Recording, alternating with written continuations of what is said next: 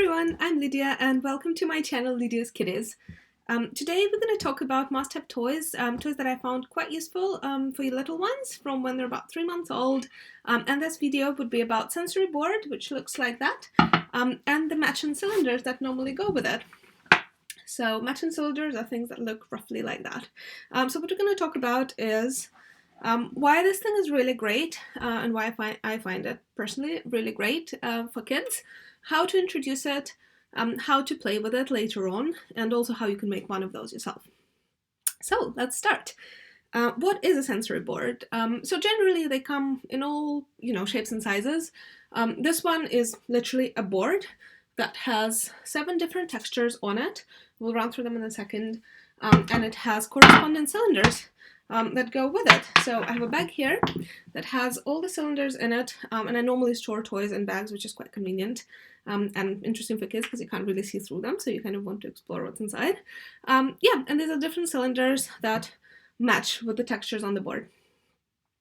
Now, what do you do with it, and why is it important? So generally developing sensory skills for babies is very beneficial. It's incredibly important to start doing it as early as possible, especially now when there are less and less things they actually do with their hands, because very often kids these days play with various smartphones and iPads and things like that, which doesn't really stimulate tips of their fingers much at all. So what you really want to do, especially for early development, is to have some kind of toys that do that. And sensory boards are perfect for it. So what this particular set has is a board, has 7 textures, so let me quickly run through them. There is a ribbed plastic texture here, there is a rough sanding paper, there is a gentler sanding paper, there's Velcro, cork, velvet, and a mirror thing. As you can see, this is protected by the film, but you can remove it later on, so the kids can actually see their reflection and make a bit more fun with it. And then you have a combination of 7 cylinders that match to the board. So this just is an example, 2 of them that are matching, which you'd use later on when you start actually playing games with these. In terms of how long this toy would last, the series of videos I'm making is going to be about toys that hopefully would last you for a long period of time. And what you want to do is you just want to play them differently. So you introduce them in one way, and then you make it slightly more complicated and so forth, and you gradually increase the complexity, so you can keep playing it for 9 months, a year. And some of the toys you can actually start at about 8 months and keep playing until your kids are 4, which is great, which means you don't have to buy a lot of toys, and you can just focus on one and make sure you just introduce it correctly and play it correctly. So yeah, how do you start with it? If you look at the ages that are indicated on the toys, a lot of them would say, 24 months plus, 3 plus, and so forth. You can actually start much, much earlier. It just all depends on how you introduce the toy and what you do with it to start with. Because you can play, the more you do it, the more you'll learn that any toy you buy can be made very, very easy. Or a bit more complex or much more complex, depending on how you go about it. So with this one, I would say you want to start from about 3-4 months old. And all you do, you take the cylinders, you take the fingers of your little one, and we're doing little gameplay during the day. You literally just massage tips of their fingers with different cylinders throughout the course of your interaction. And you swap them out, you do different ones different days, you can do different ones per session if you want. But generally, what you want to do is you want to make sure you stimulate all the fingertips, so you don't just, focus on one. And you introduce different textures throughout the day or throughout the same session, throughout, different days if you want. Doesn't really matter.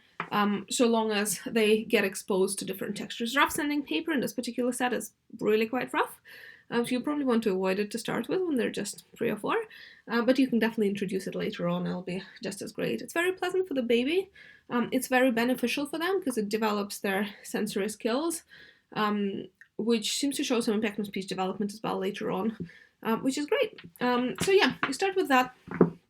and then you do it for a couple of months or so. Then when your little ones are reaching about 6 months old, it really depends on which stage of development they are at that point, but I'd say roughly that age. What I find is that you can actually start playing with it. So you take the board out, or if you have pairs of barrels, you take a couple of pairs out. An important thing here to remember is that you don't want to overwhelm your child with, taking all 7 or 10 or 20, whatever the number you might have at the end, barrels out and asking them to match them all in one go, because this is going to be quite a lot for the little one. So you really want to start with just 2, with quite different textures generally, so it's a bit easier. Or you can start with 3 if you're feeling really ambitious, but I would probably recommend starting with 2 and then increasing the number as you keep playing with your little one. What you want to do first, if you actually, by introducing every toy, what you want to do is you want to show them what to do with it. So with this one, what you want to make sure they understand is that they need to touch it and feel it. And by doing that, they kind of recognize the texture and they learn about it and they feel different sensations, which is, like I said, very beneficial. You take one of the barrels, you show it to a kitty. Probably at that point in time, because they're still very little, they would be sitting on your lap, so you do it facing your way. And you run your finger along the barrel and you show them what to do with it. Now, some kids react differently to others. But what you're hoping for is that they would repeat the same motion, right? So they'll take their little finger and they'll try and do the same, because they're always trying to copy whatever you're doing. And if you're doing it, that must be interesting. So they're doing that. If they don't do it, that's okay. Take a different one and show them the same motion. Just the same one. You don't have to talk a lot as you're doing it. You're literally just trying to show them the movement and hope that they would get interested and would copy it. If they don't copy it after 3, 4, 5 attempts, that's okay. Just keep showing them. If still doesn't work, or if your baby's getting really unhappy about the whole thing, just leave it. Try it another day. There's no need to complete the mission the same day. So you can always, if they're really not reacting that well to it, that's fine. But most of them would actually quite like it because it's quite enjoyable to feel those textures. So if your child is kind of stretching their hands and is trying to do the same as you're doing, this is great.